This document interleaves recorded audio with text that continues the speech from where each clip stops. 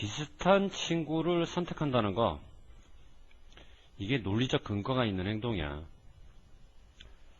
한 가지 환경의 생존 가능성,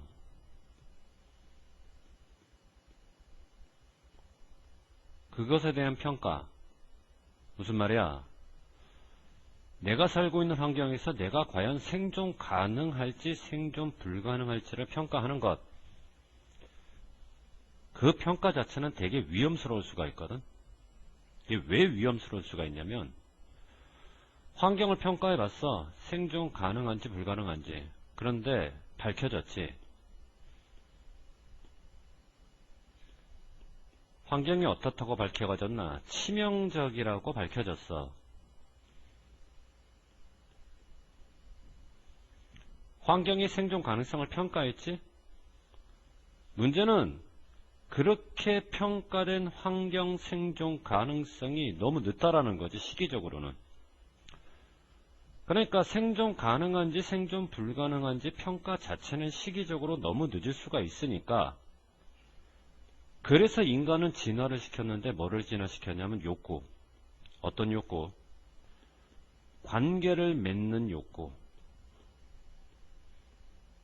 누구와 관계를 맺는 욕구? 자기하고 비슷한 개체와. 무슨 말이냐면, 자기 옆에 있는 자기 비슷한 놈이 어떤 버섯을 먹었어. 아, 죽어버렸네? 나는 무슨 생각을 할까? 아, 나 여기서 살면 좆된다, 이런 생각을 하겠지. 그런데 나하고 옆에 있던 비슷한 놈이 버섯을 먹었는데 멀쩡해. 그럼 나는 환경에 대해서 어떤 평가를 내릴까? 아, 나도 여기서 저거 먹고 살 수 있겠다, 이런 평가를 내리겠지. 그래서 욕구가 생긴 거야. 자기하고 비슷한 개인과 관계를 맺어서 저놈이 사나 죽나를 보고, 그러면 나도 살 것인가 죽을 것인가가 평가가 되지. 이 욕구는 한 가지 방법으로 진화가 된 건데, 이와 같은 기능을 보다 더 효율적으로 이행하려는 그런 방법으로. 그럼 봐봐. 자기하고 비슷한 개체와 관계를 맺어서 효과적으로 수행해야 될 이와 같은 기능이 뭐니? 환경에 대한 안전성 평가를 효율적으로 하자는 얘기야. 이해됐냐? 무슨 말인가? 자, 밑으로 이러한 기능이 의미하는 것을 찾아 써봐라. 평가하는 거지. 안전성 한 환경에. 자, 일단 답안은 이런 식으로 제출해주고, 자, 올라갈게. 그러면 유사한 개체와 관계를 맺는 것은 기본적으로 장점이 있는데, 자기를 둘러싼 환경이 얼마나 안정한가에 대한 평가를 효율적으로 한다는 점에선 이해되니? 무슨 말인가? 하지만 여기에는 문제가 있어. 왜냐면 하나의 주어진 환경의 수용 능력이 다르거든. 여기서 말하는 환경의 수용 능력이라고 하는 것은 환경이 얼마나 많은 개체를 수용할 수 있는가의 능력. 다시 말해서 환경에 따라서 10명을 수용할 수 있는 환경도 있고, 환경에 따라서는 100명, 1000명을 수용할 수 있는 환경도 있잖아. 그와 같은 것들을 환경 수용 능력이라고 하는데, 환경 수용 능력에 따라서 제한되는 거야. 뭐가 제한되나? 이러한 전략이. 다시 말해서 어떤 주어진 환경의 수용 능력이 작아 그 환경에서는 10명밖에 못 들어가. 그러면 이 전략도 줄어드는 거고, 어떤 환경의 수용 능력이 많아, 예를 들어 100명이 들어가 그 환경에, 그러면 이와 같은 전략도 늘어나는 거지. 환경의 수용 능력에 따라서 늘어나기도 하고 줄어드는 이와 같은 전략이라고 하는 것은 비슷한 개인들과 관계를 맺는 전략이야. 수용 능력이 많다, 환경이 여러 명과 관계를 맺을 수가 있고, 환경의 수용 능력이 적다, 소수의 사람들과만 관계를 맺게 되는 거지. 이해되니? 무슨 말인가? 자, 밑으로 내려갈게. 그럼 여기서 말하는 이와 같은 전략이 의미하는 것을 찾아서 봐라. 관계 맺기. 자기하고 비슷한 개체들과.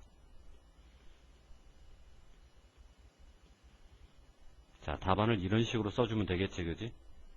올라가.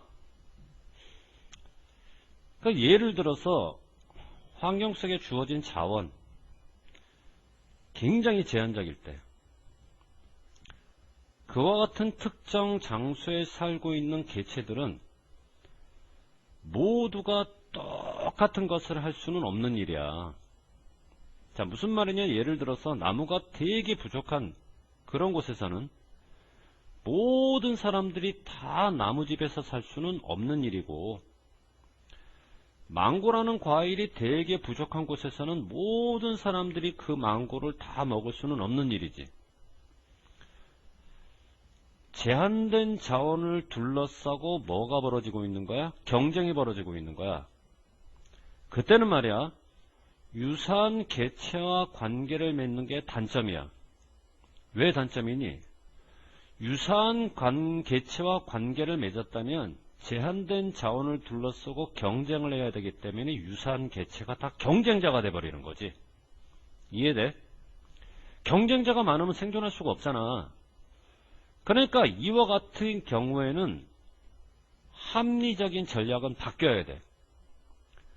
그 전에는 많은 개체들과 관계를 맺는 게 합리적 전략이었다면, 이렇게 제한된 자원을 둘러싸고 경쟁을 벌일 때는 경쟁자가 없으면 없을수록 좋기 때문에 자기하고 유사한 구성원들의 관계를 맺으면 될까 안 될까? 안 되지. 그렇게 되면 다 경쟁자니까. 이때는 유사한 구성원들을 피해야 하는 거야. avoid. 왜 이 말이 나오는지 이해되니?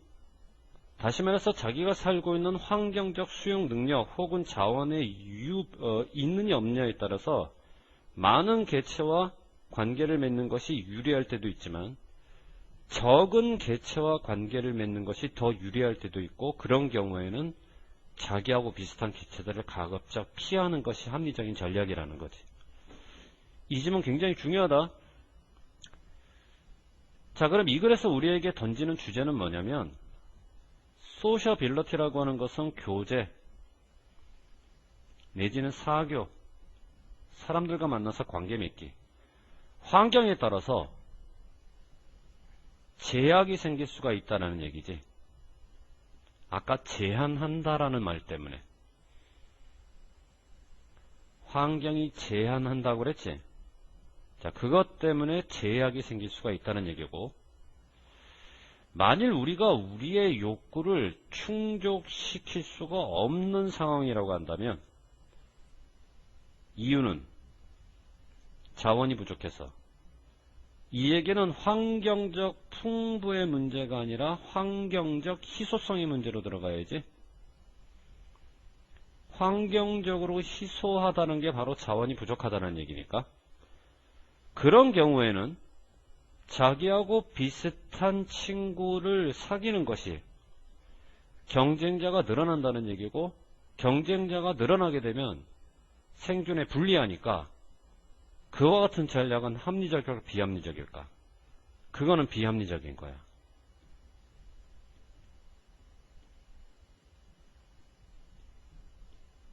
자, 왜 이와 같은 단어들이 선택이 되는지 이해들 됐니? 자, 이해가 된 사람은 넘어가고, 조금이라도 내용상 이해가 안 되는 사람은 개인적으로 쌤한테 질문 다시 한번 해보고, 쌤은 일단 넘어갈게.